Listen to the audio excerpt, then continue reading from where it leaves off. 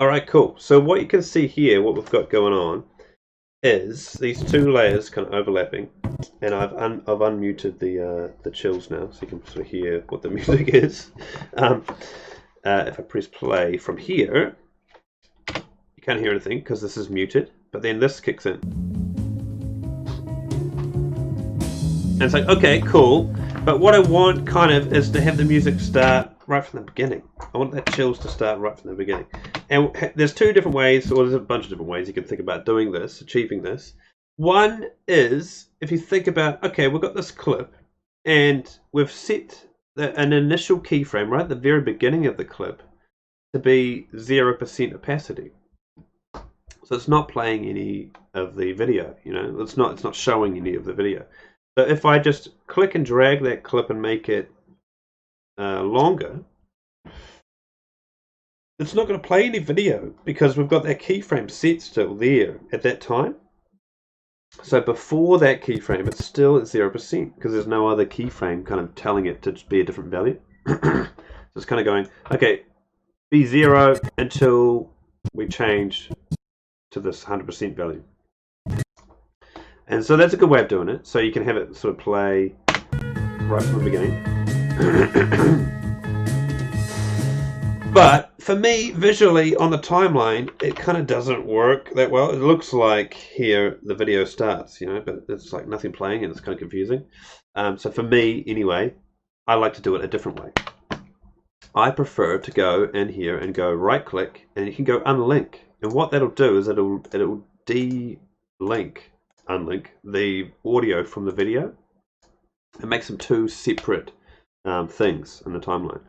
So now I can actually just click and drag the audio track, and then the video, see it didn't move. And I got audio, and then the video starts from there. And then for me, visually on the timeline, it sort of makes sense because like, oh yeah, that's when the video starts, that's when the video kicks in. But over here is when the audio kicks in. So I prefer to do it that way. You can also, on the audio tracks and on the video tracks as well, you can make them a bit bigger. You can sort of extend them down that way. You have to be right over on the kind of left label thing.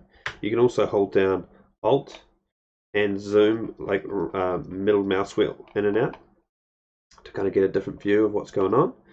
And that'll show you the waveform of the audio track. So you can sort of see, especially if you have more dynamic audio, like people talking and things, you can sort of see when the talking will start in a visual way, which makes it easier to navigate around and sort of figure things out.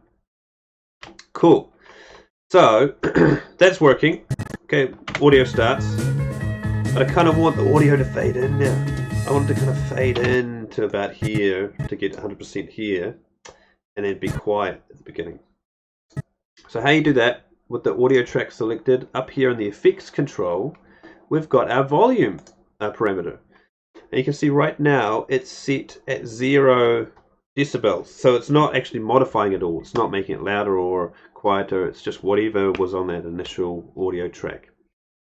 You'll probably need to go through and master your recording of any audio that you do or anything like that. You'll sort of need to do that independently. But right now I just want it to fade in. So I'm going to use my keyframes to do that. I'm going to go, okay, right about here, I want it to be 100%. I want it to be that. So I'll just click this button here, which will add a keyframe. And that'll be whatever this value is.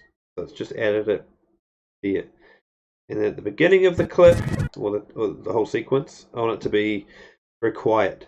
I'm going to reduce this level here down.